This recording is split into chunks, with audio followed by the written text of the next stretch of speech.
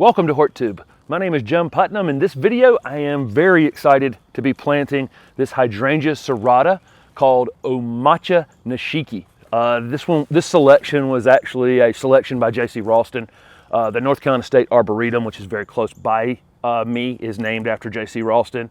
This is a absolutely stunningly beautiful variegated hydrangea serrata or mountain hydrangea. It's just dusted with little almost gold flecks across the leaves. It's got reddish stems on it throughout the season, and so that variegation and that red stem just contrast against one another beautifully. One of the main things he selected it for was not only this variegation, but also its compact habit. This one can get maybe 3 to 4 feet by 3 to 4 feet, but you can see how compact it is in this container. I got this one from Garden Treasures on a visit there last week, and I did a video with Pat McCracken while I was there. So if you want to go back and take a look at that video, it's up. It's going into a part shaded space. Hydrangea, like all hydrangea serrata, amacha nishiki is going to be pH sensitive on the bloom colors. The flowers are going to open white and then either fade to pink or blue depending on your soil pH. Lower pHs, you're going to get blue hues in it. Again, I've got a perfect spot in a part shade conditions. This one's hardy in zone 6 to 9, and so up in zone 6 you can probably get away with a little more sunlight on it.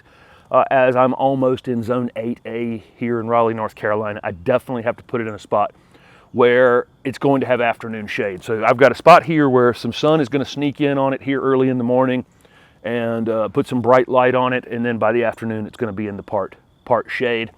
This area I'm planting in, unfortunately, and I've already dug a little bit of the hole here, you can almost see how, you can really see how dry this soil is. I have clay soils, and you can see that right there. There's a clump of clay, but it's full of roots from a maple from the neighbors next door. So when you dig a hole like this and you see that it's just absolutely dusty and you're pulling out tons of roots like I did right there, that's a plant that you really know that when it first goes in, it's going to need some help from you. It's going to need some watering until it gets established. It can eventually get to the point where it can compete with this maple.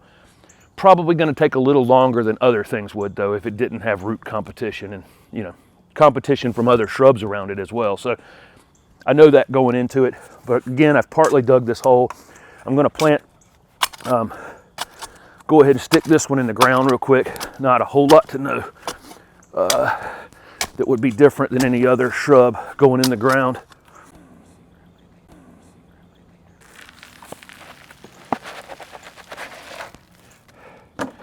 Beautiful roots, not root bound at all.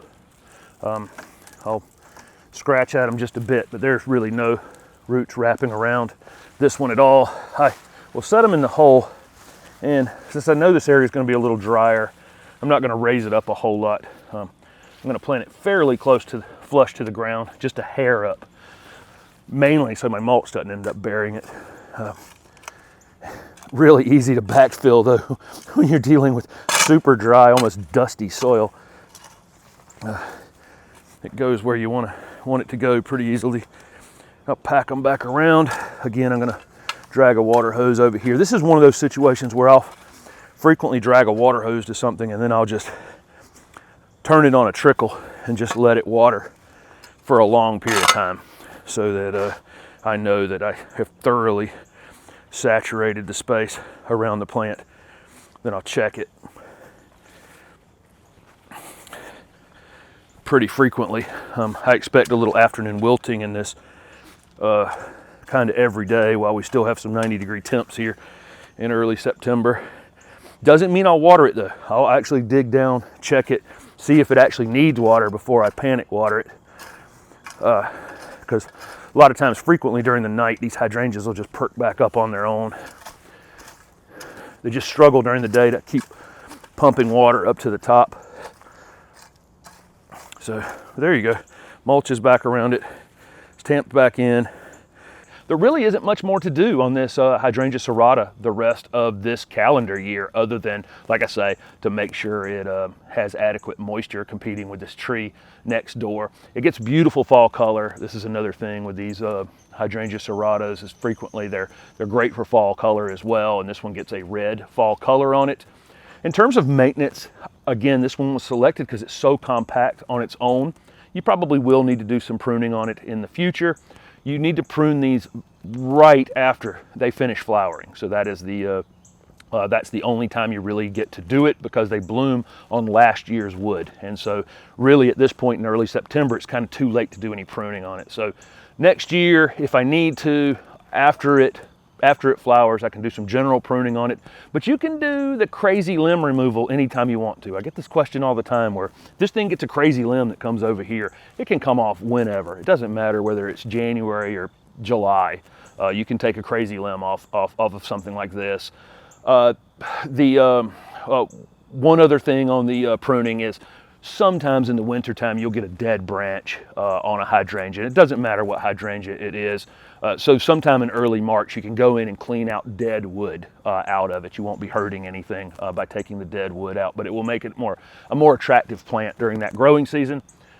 I'm going to fertilize it in the late winter, and that's it. I'm going to use an organic fertilizer like Plant Tone or something like that. My pH is pretty low, so I assume I'm going to have blue flowers. The pink is just as beautiful as the blue, so if you're getting pink flowers, go with it, because it's also quite beautiful. So there you go, Hydrangea serrata amacha nishiki. I've liked this. I love this plant for a long time. Glad to have a space for it in my Raleigh, North Carolina Zone 7B landscape. Thanks for watching.